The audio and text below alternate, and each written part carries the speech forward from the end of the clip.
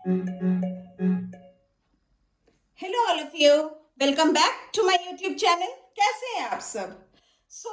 एक जो बात निकल के आ रही है that most of the universities जो हैं, जो सेंट्रल यूनिवर्सिटीज है हमारी, that is 41 total central universities हैं।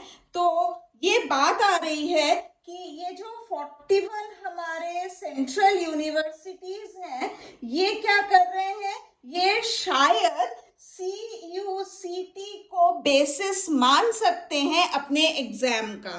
Again remember, I am saying that शायद वो CUCT को बेसिस माने और वो पहले जैसे पेपर कराते थे सिर्फ एंट्रेंस के बेसिस पे, उसको इस साल शायद बेसिस ना माने। तो आज उसी पर थोड़ा डिस्कशन आगे और करते हैं।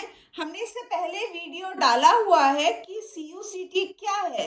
आज हम ये डिस्कस करेंगे कि CUCT अगर होता है तो क्या सिलेबस होगा और उसका क्या पेपर का पैटर्न होगा। So without wasting time let us start with the video. अब देखते हैं कि थोड़ा हम पेपर के बारे में समझने की कोशिश करते हैं। तो सबसे पहले देखिए, ये पेपर का ड्यूरेशन होने वाला है 3 आवर्स का पेपर होगा। सारे के सारे क्वेश्चंस आपको MCQ that is multiple choice question के बेसिस पे ही मिलेगा। तो no subjective questions as such आपको कुछ नहीं लिखना। क्वेश्चन पेपर जो होगा वो 2 पार्ट में डिवाइड होगा, A पार्ट और B पार्ट में। अब A पार्ट और B part each will carry 50 questions. हर एक में 50-50 क्वेश्चन होंगे। That means in all you have to attempt 100 questions. तो ये रहा कि एक पेपर का ग्लांस। अब समझते हैं कि ये सेक्शन A और सेक्शन B में किस तरह के क्वेश्चंस आने वाले हैं। So let us first understand कि सेक्शन A कैसा होने वाला है। मैंने पहले ही बताया कि सेक्शन A में total number of questions will be 50। In 50 questions ये जो होगा ये आपका एप्टीट्यूड टेस्ट वाला सेक्शन होने वाला है, जहां पे क्या किन चीजों पे क्वेश्चंस पूछा जाएगा। आपकी रीडिंग कॉम्प्रिहेंसिव एबिलिटी को देखा जाएगा, आपकी वर्बल एबिलिटी को देखा जाएगा, आपकी क्वांटिटेटिव रीजनिंग एबिलिटी को देखा जाएगा, फिर आप कितने लॉजिकल और एनालिटिकल रीजनिंग कर सकते हैं इसे भी चेक किया जाएगा, और साथ में जनरल अवेयरनेस पर भी क्वेश्चंस होंगे।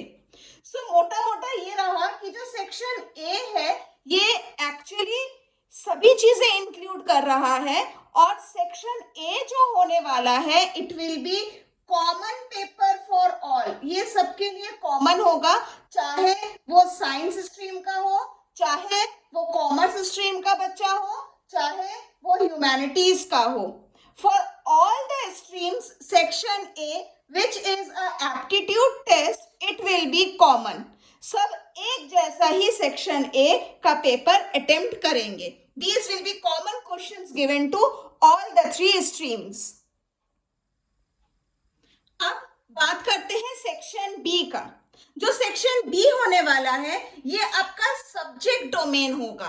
Again section B will also have 50 questions. इसमें भी 50 क्वेश्चन होंगे जो कि सब्जेक्ट डोमेन स्पेसिफिक होगा।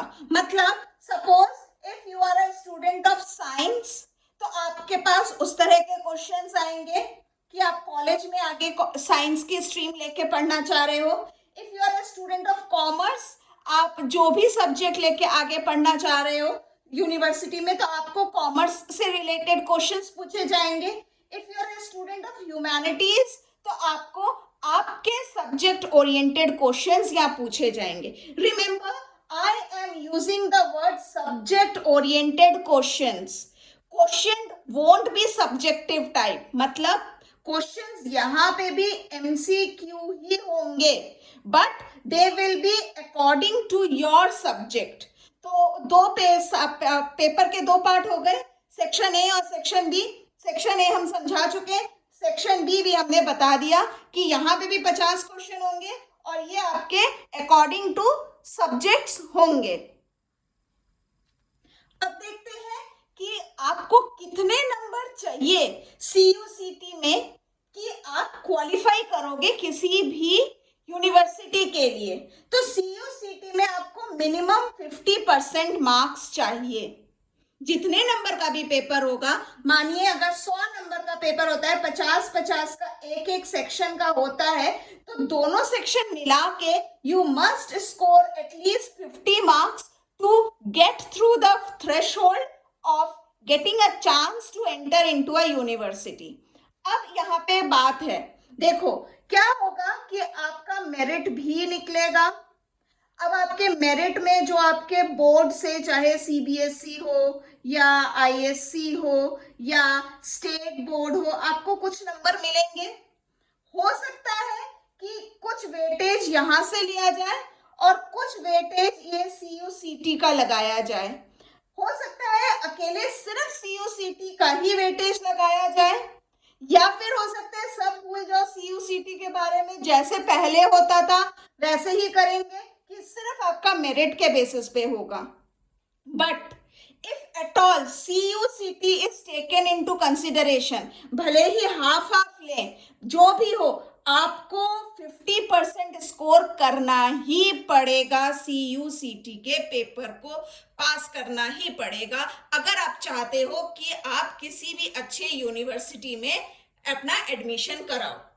अब नेक्स्ट बात आती है कि किस लैंग्वेज में होगा पेपर, क्योंकि हमारे कंट्री में सब तो इंग्लिश में नहीं पढ़ते, तो पेपर विल बी बाइलिंगुअल।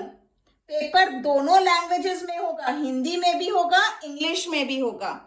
जैसे आपने 10th का बोर्ड दिया है ना बच्चों, 10th के बोर्ड में आपने क्या देखा था, बोर्ड का हर एक क्वेश्चन पेपर में हर एक क्वेश्चन इंग्लिश में भी लिखा था, हिंदी में भी लिखा था, except for your subject English and Hindi, वो बाइलिंगुअल नहीं हो सकते।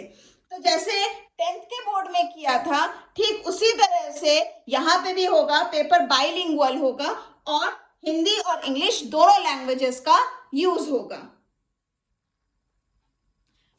बच्चों, मैंने जो इंफॉर्मेशन आपको दी, ये इंफॉर्मेशन मेरी क्रिएटेड नहीं है। आप पता लगा सकते हो that government has decided, that NEP has decided to go by these stipulations, by these norms. कहीं पे अगर आपको मेरी वीडियोस अच्छी लग रही हो, then please hit the like option. अगर आपने मेरे चैनल को सब्सक्राइब कर दिया है, देन थैंक्स अ लॉट।